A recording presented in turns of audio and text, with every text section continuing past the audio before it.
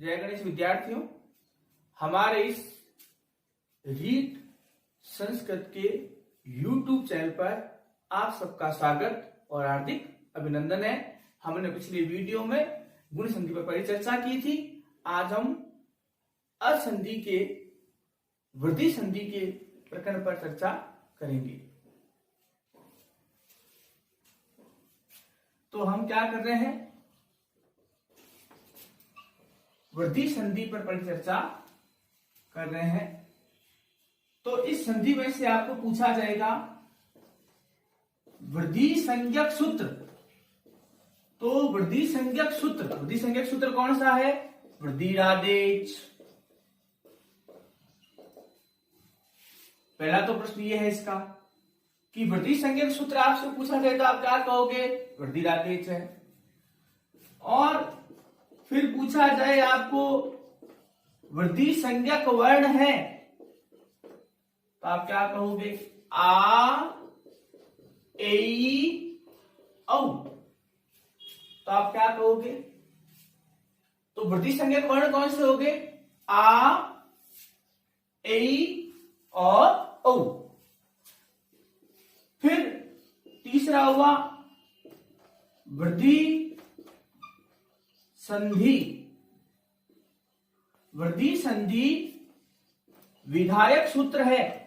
तो फिर आपको पूछा जाएगा, फिर से आपको वृद्धि सूत्र है तो आप क्या लिखोगे? वृद्धि रेची। इस सूत्र का अर्थ क्या हुआ? इस सूत्र का अर्थ ये हुआ आ के बाद में एच वर्ण होने पर क्या होता है? वृद्धि आदेश होता है। क्या होता है? वृद्धि आदेश होता है। यानी कि अ और आ के बाद कौन से वर्ण होने चाहिए? एच वर्ण होने चाहिए, तभी वृद्धि आदेश होगा। और पेपर में आपको एच वर्ण का क्रम भी पूछा जाता है और वो क्रम क्या होता है? ए, ओ, ए, औ। ए, ओ, ए, औ। इस प्रकार का प्रश्न भी विगत प्रश्न पत्रों में पूछा गया है। अब हम इस सूत्र को उदाहरणों के माध्यम समझेंगे। उससे पहले सारणी को हम देखेंगे कि अ आ के बाद ए हो तो ए, अ आ के बाद ओ हो तो औ, अ आ के बाद ए हो तो ए, और अ आ के बाद ओ हो तो ओ आदेश होता है।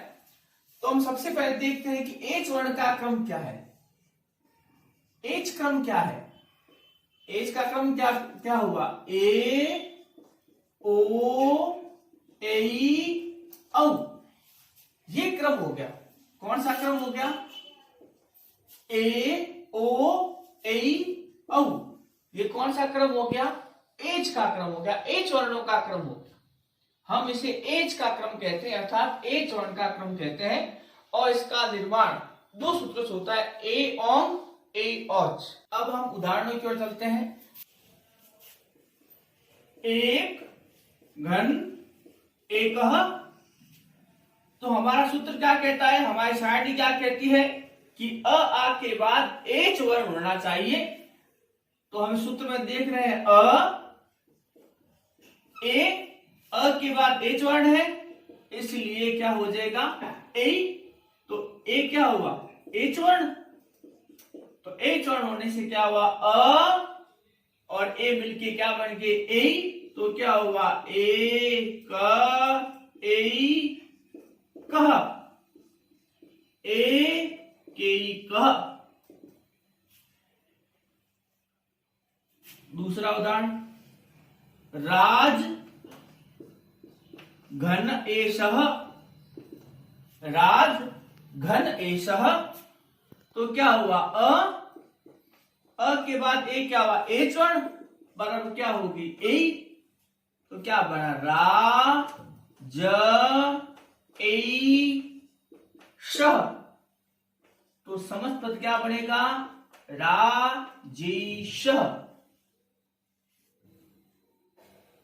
तीसरा उदाहरण, बाला घन ऐसा। बाला घन ऐसा। तो बाला में क्या हुआ? आ, और आ के बाद क्या हुआ? ए, एच वर्ण। तो क्या बना ए, वा ल ए सा। तो संयुक्त पद क्या बना, वा ले सा।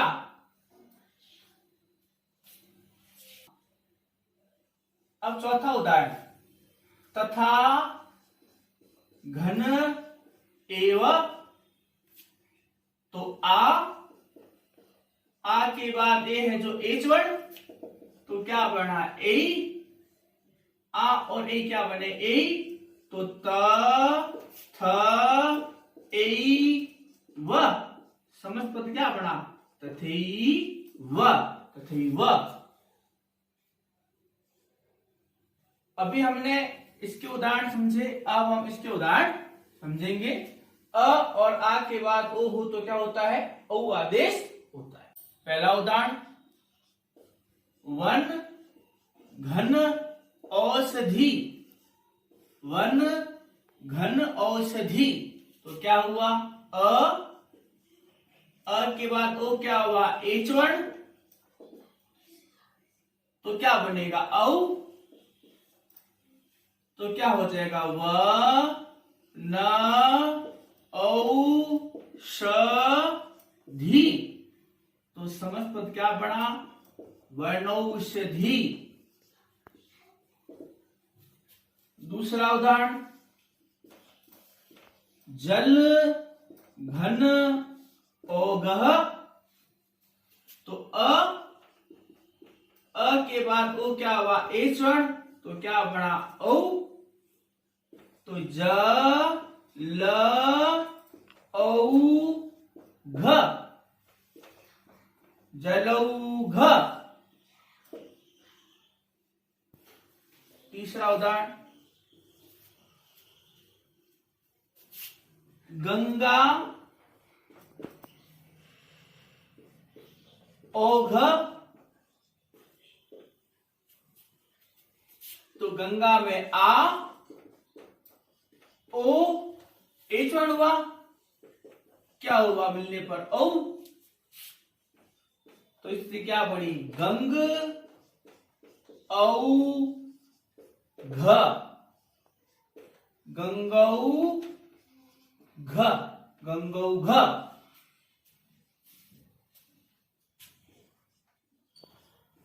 महा घन औजस, आ ओ बराबर औ। आ के बाद ओ क्या हुआ, एच वर्ण। तो क्या बन गया औ। तो म ह औ जशः। समस्त पद क्या बना, समस्त पद क्या बना, महो जशः। इसके बारे में चर्चा करेंगे। आ के बाद ए हो तो क्या होता है ए। तो पहला उदाहरण क्या हुआ, देव घन ऐश्वर्यम। तो देव में और ए क्या हुआ, एच वर्ण। तो क्या बनेगा वापस ए। तो स्थिति क्या बनी, देव ए घन स्वर्यम। समस्त पद क्या बना, देवेश्वर्यम।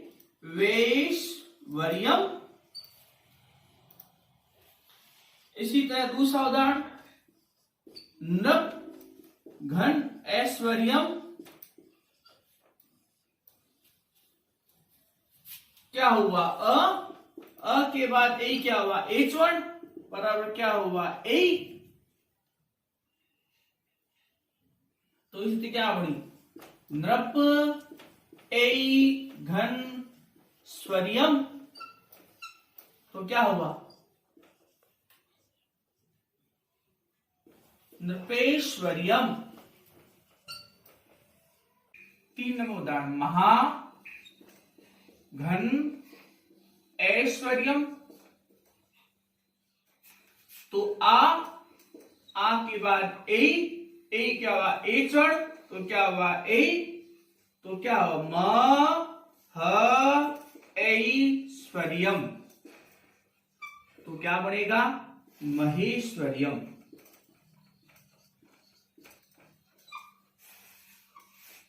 हमने इस सारणी में पहले नियम की, दूसरे की, तीसरे की परिचर्चा की। अब हम चौथे नियम की परिचर्चा करेंगे। चौथा नियम क्या है? अ आ के बाद ओ होना चाहिए, यानी कि कोई मिलाकर के अ आ के बाद ए वर्ण होगा तो ही वृद्धि संधि होगी। तो अब इसके उदाहरण समझेंगे। त्व घन औदार्यम, तो आप देख रहे हो अ है, औदार्यम में औ है, औ क्या हो गया एच वर्ण। हमारी परिभाषा क्या कहती है? अ और आ के बाद क्या होना चाहिए? एच होना चाहिए। तो क्या हो जाती है वृद्धि संधि। तो यहां पर क्या हो जाएगा? तो स्थिति क्या बनेगी? तव औदार्यम, तो क्या हो जाएगा? तोदार्यम। तो में अ, औदार्य में औ क्या हुआ एच वर्ण। एच वर्ण होने से अ आ के बाद एच वर्ण होने से क्या होता है? औ आदेश। तो इसलिए क्या बनी? तव औ घनदार्यम तोदार्यम, क्या बना? तोदार्यम। अब हम दूसरा उदाहरण करेंगे।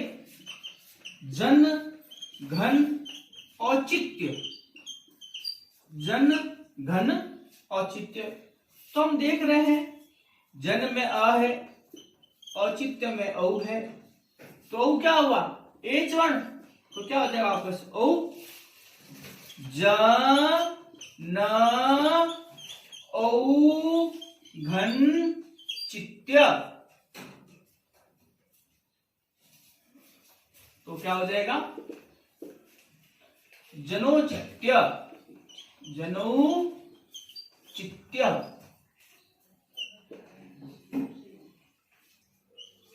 तीसरा उदाहरण, महाघन औषधि, क्या हो जाएगा? महा में आ, औषधि में औ, तो बराबर क्या हो जाएगा? औ। स्थिति क्या बनेगी? म ह औषधि, तो क्या बना समस्त पद? महौषधि। अगला उदाहरण, कृष्ण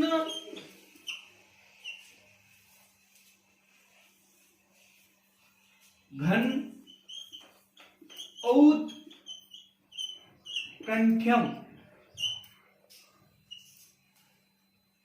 अब देखो अ औ एच वर्ण, क्या हुआ? औ। कृष्ण औत्कंठ्यम,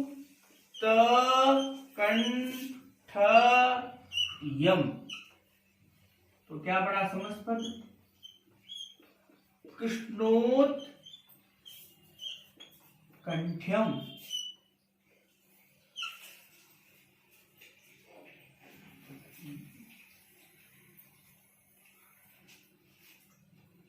तो क्या शब्द बना? कृष्णोत्कंठ्यम, कृष्णोत्कंठ्यम,